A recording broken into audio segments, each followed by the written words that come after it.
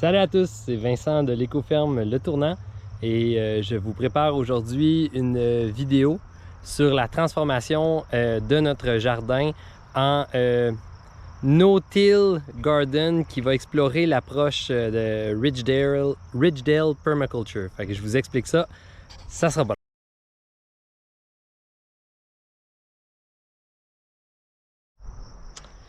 Alors, en résumé, l'approche no-dig, no-till, donc ne pas creuser, ne pas labourer, de Ridgedale est une approche qui, au dire des personnes qui l'essayent, offre beaucoup d'avantages. Le sol devient riche, on garde l'humidité, il n'y a pas beaucoup de désherbage et de mauvaises herbes une fois qu'on a pris le contrôle.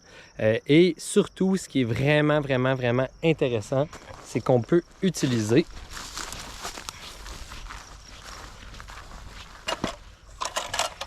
ceci. Donc, un semoir à précision. J'ai décidé cette année d'en finir avec la paille dans mes jardins. Je vais faire justement une vidéo spécifique là-dessus.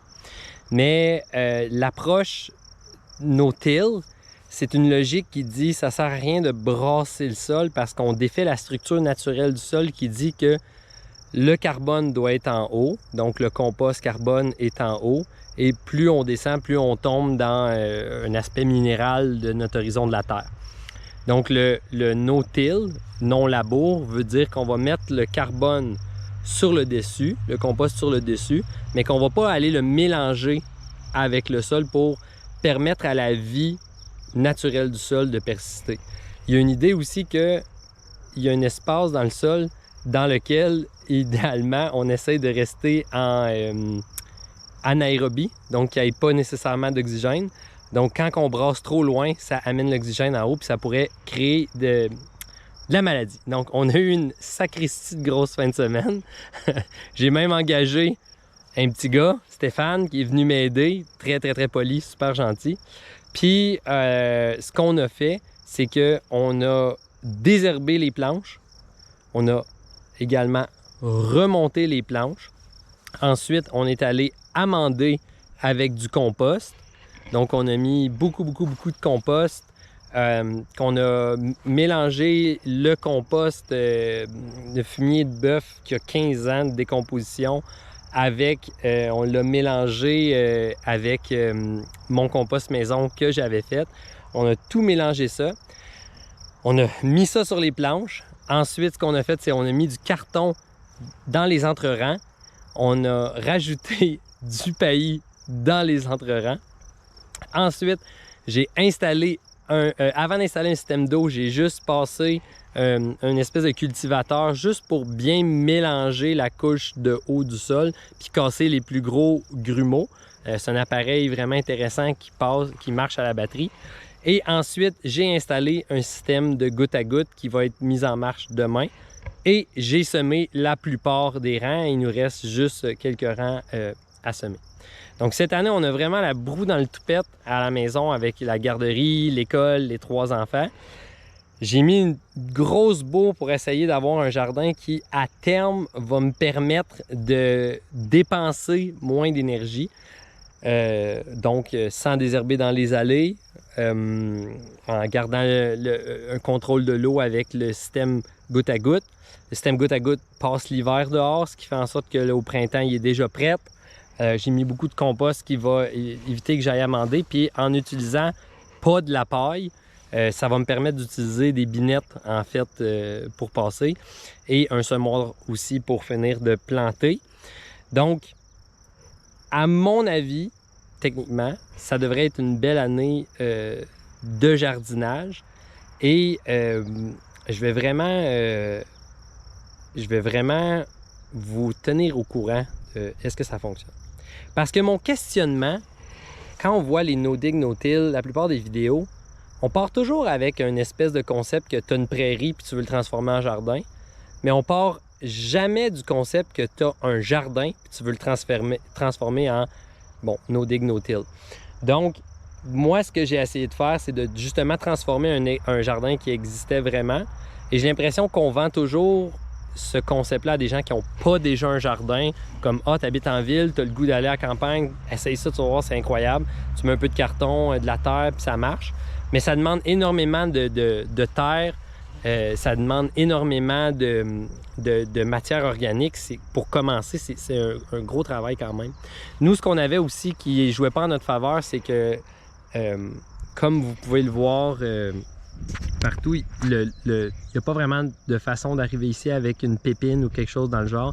Donc, on a fait beaucoup de brouettes pour se rendre jusqu'ici. L'autre chose aussi que j'ai faite qui est un peu différent, c'est au niveau de la couche de compost. Dans ces techniques-là, on va parler beaucoup de l'importance de mettre un bon 15-20 cm de compost pour commencer. Comme je partais déjà d'un jardin qui avait été amendé un peu chaque année, j'ai décidé d'en mettre un peu plus de compost, mais je pense qu'on est plutôt dans les horizons de 5 cm, entre 5 et 8 cm, au lieu de, même des fois entre 4 et 8 cm, au lieu d'être dans du 15 cm. J'ai vraiment hâte de voir qu'est-ce que ça va donner. Autre petit détail, ici, c'était une planche qui ressemblait à celle là-bas avec les oignons égyptiens. Comme c'est-à-dire, je l'avais échappé, était rempli de mauvaises herbes. Qu'est-ce que j'ai fait? C'est que l'année passée, j'ai ramassé les oignons et je les ai même condamnés l'année passée. Cette année, je veux les ramasser. Puis, ce que j'ai fait qui était vraiment intéressant, c'est que j'ai tout coupé. J'ai mis des couches de verre, de la paille, du fumier. Je me suis fait de la lasagne pour faire un gros compost. Puis finalement, j'étais vraiment content d'arriver ici puis de me rendre compte que ça avait très bien composté. Fait que j'avais un tas de compost ici qui m'a permis d'amender les autres plateaux autour.